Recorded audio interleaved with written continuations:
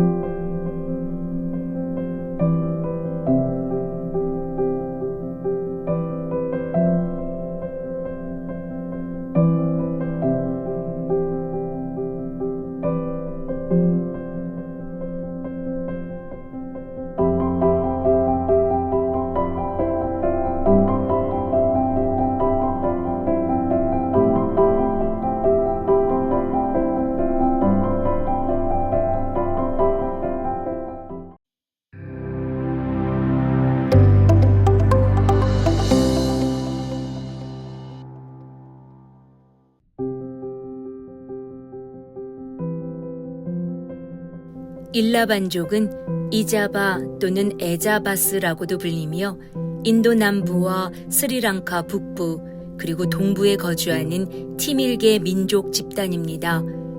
이들은 최근까지 내전이라는 아픔으로 언어와 종교의 갈등으로 아픔이 있는 민족입니다. 1983년부터 2009년까지 정체성과 생존을 둘러싼 민족의 깊은 상처의 역사입니다. 스리랑카 안에는 불교를 믿고 싱할라어를 사용하는 싱할리족과 힌두교를 믿고 타밀어를 사용하는 타밀족이 있습니다. 나라가 독립한 이후에 정부가 싱할리족 중심으로 바뀌면서 타밀족은 학교, 직장, 정치에서 불이익을 많이 받으며 차별을 받았습니다. 그래서 LTTE라는 타밀 호랑이라는 무장단체가 만들어지면서 정부와 내전이 30년간 지속되었습니다. 그로 인해 북부 타밀 지역은 지금도 빈곤하며 차별 속에서 고통받으며 살고 있습니다. 그들은 코코넛, 팜, 설탕을 재배하며 대부분은 농부로 생계를 유지합니다. 스리랑카에 거주하는 일라반족은 약 7만 5천여 명이며 이들은 인도의 고대 종교인 힌두교를 믿고 크리스찬은 알려지지 않았습니다. 수세기 동안 힌두 신들만이 그들의 필요를 채워줄 것이라 믿었습니다. 또한 일라반족은 내전으로 인해 외부 종교에 대한 불신이 매우 깊어 오직 힌두교를 실천하고 다른 종교를 인정하지 않습니다.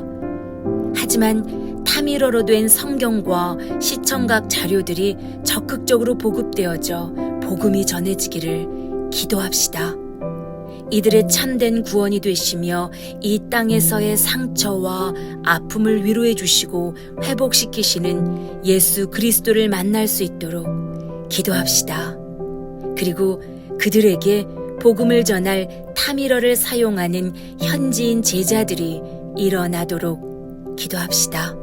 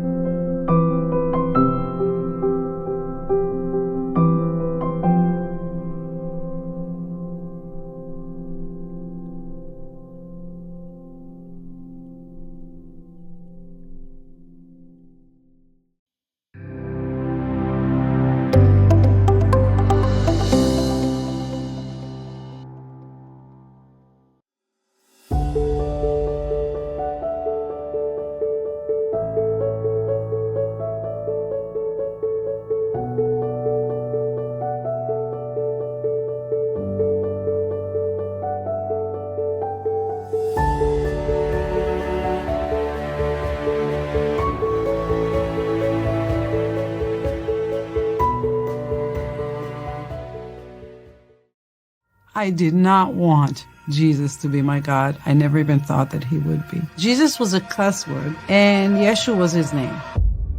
I go to sleep one night, and I hear my mother waking me up and saying, Liat, Kumi, Kumi, Yeshua or Mashiach. She says, wake up, Yeshua is the Messiah.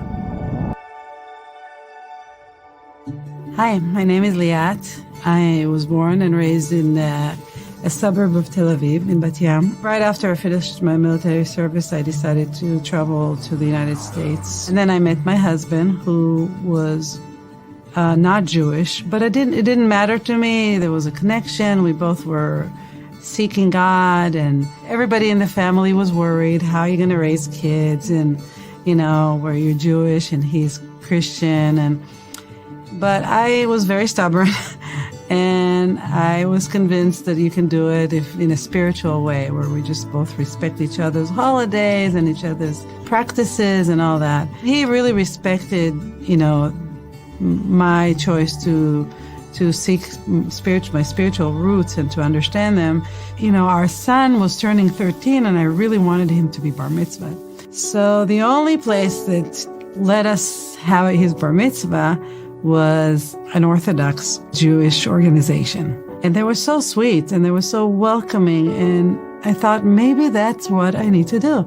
I need to become more like an Orthodox Jew, because they seem to know what they're doing. They know how to pray. They know God. The kids would go Sunday to church and Saturday to Orthodox synagogue. I started to realize at some point toward the end of this experience, there were some things that were strange. Well, first of all, I had a conversation with the head rabbis, and he told me that I have to divorce my husband.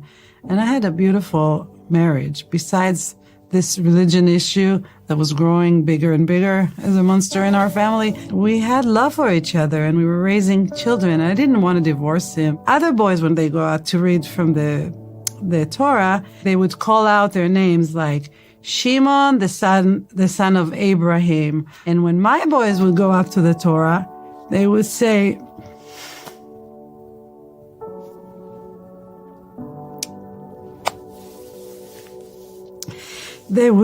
Noach Eliyahu, the son of Liat.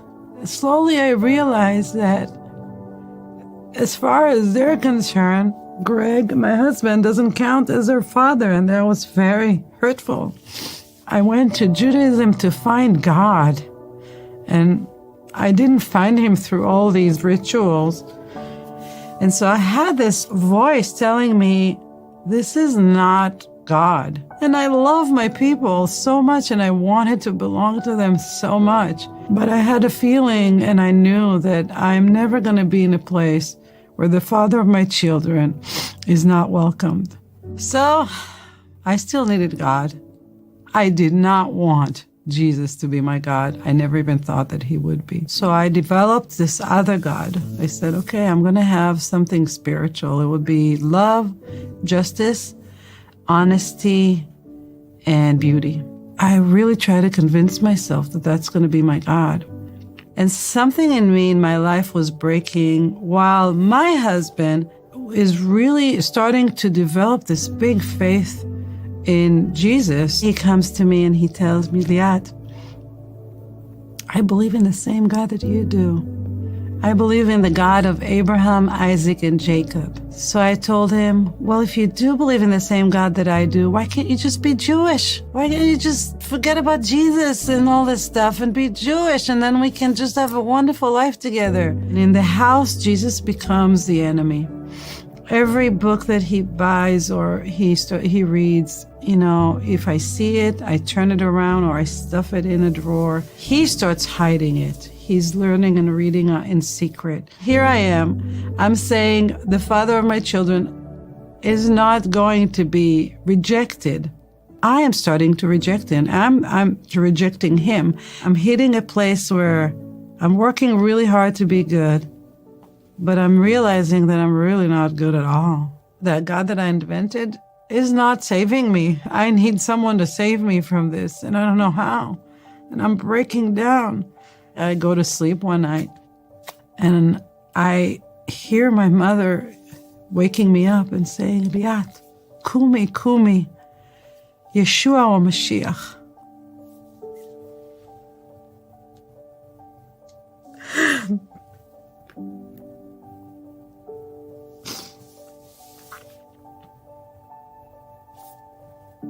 She says, wake up, Yeshua is the Messiah. That morning I woke up, something changed me. That was not a dream. I know it was not a dream because first of all, I didn't know who Yeshua was. I never heard that name. But I know she was talking about Jesus for some reason. I didn't know who was it. And then the next night I go to sleep and Greg was telling me, Liat, you're yelling Yeshua, Yeshua through your sleep. I knew that what he was saying was right. I just was afraid, that what is he going to think about me? I told him, I think I believe in Yeshua. The next night, I went on my knees and I said, Abba, Adonai, if this is true, could you give me one more dream? I don't know. I said, could you give me one more dream? And I went to sleep and I had one more dream. And I woke up and I knew, I said, this is it. I know that Jesus is my Messiah. And then I knew that was what was missing, that in that fork that I arrived to, is that I was bad. And it was not that I was bad. I knew that I was not a murderer. I was not a thief, but I could never be on that level that is expected of me. No matter how much I tried, no matter how I exhaust myself, I couldn't. And that I needed a Messiah. I needed someone to save me from that. And the first thing that I did, that I woke up that morning after my third dream, is I wrote in Hebrew. I went to the computer. I didn't want any American, any English-speaking person to tell me about Yeshua. So I went on the computer and I wrote in Hebrew, Lama Yeshua. And I wrote, why Yeshua? and One for Israel came. And One for Israel and all One for Israel's angels started to explain to me things that I didn't understand. You know, one of my biggest fears was that I will lose my Judaism because I love being Jewish. They explained to me how Jewish believing in Yeshua is. And I did, for the first time in my life, I finally felt more Jewish than I've ever felt in my life. All of a sudden, also the gap between me and my husband was gone. I felt like, wow, I can see so clearly now. I was just a new person. I went to sleep hating Jesus. I woke up loving Yeshua. I don't know how to explain it.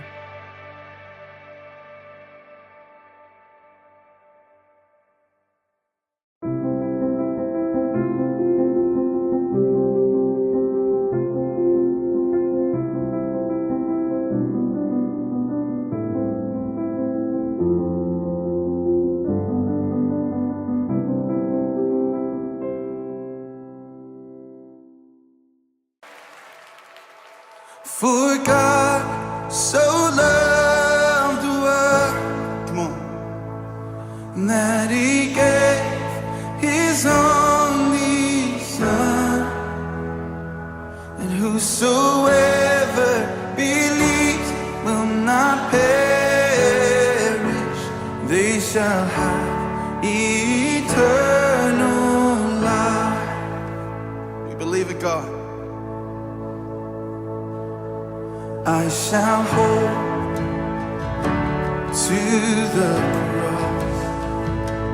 I shall hold to God alone, for His love has salvaged me,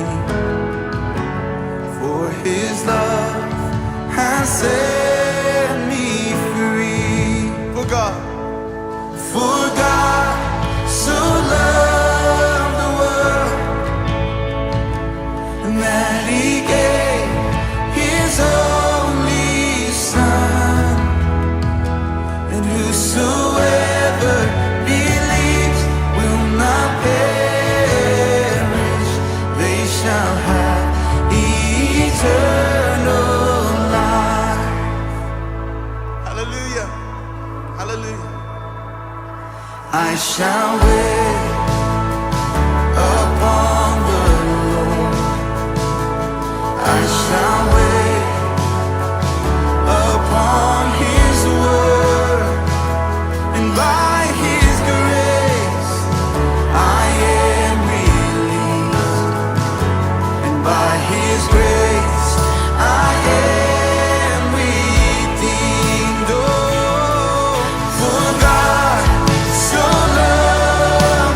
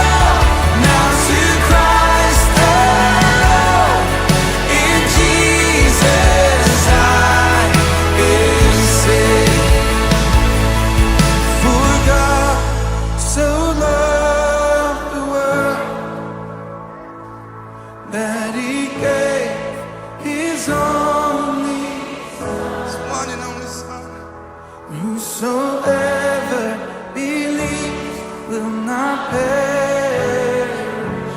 They shall have eternal life. Yes, they shall have eternal